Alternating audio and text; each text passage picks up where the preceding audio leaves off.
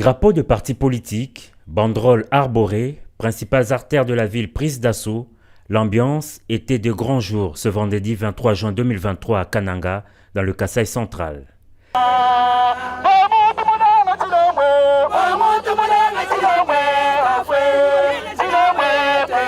Effervescence dans les rues, effervescence aussi à l'aéroport où la mobilisation était impressionnante pour l'accueil du chef de l'État. Et c'est en fin d'après-midi que le président de la République est arrivé dans le chef-lieu du Kasaï central. Accueilli par le gouverneur de province, Félix Antoine Tshisekedi Tshilombo débute ses jours une visite d'inspection de routine après celle effectuée en septembre 2022.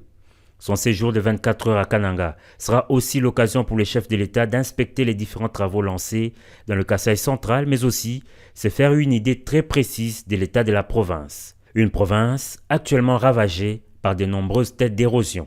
L'urgence s'impose et à peine arrivé, le numéro 1 du pays, noyé dans la foule, s'est immédiatement rendu au site érosif SNCC en plein cœur de Kananga pour le lancement des travaux de sauvegarde en urgence de ces sites dans le cadre du projet d'urgence et de résilience urbaine de Kananga, Puruk en cible.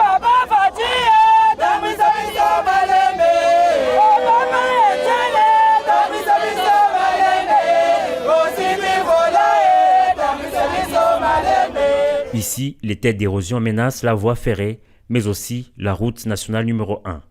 Le gouvernement de la République, qui a obtenu de la Banque mondiale un crédit de 100 millions de dollars, tient à travers le projet Puruk à mettre fin aux têtes d'érosion à Kananga, a fait savoir le ministre d'État, ministre de l'Urbanisme et Habitat.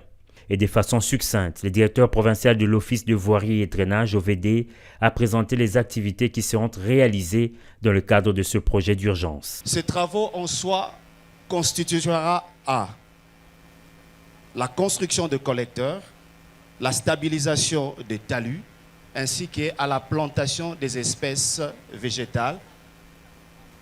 Tandis que le projet sur le site PK706, ce sont des travaux neufs auxquels l'entreprise non l'OVD fera face dans le cadre de ce projet.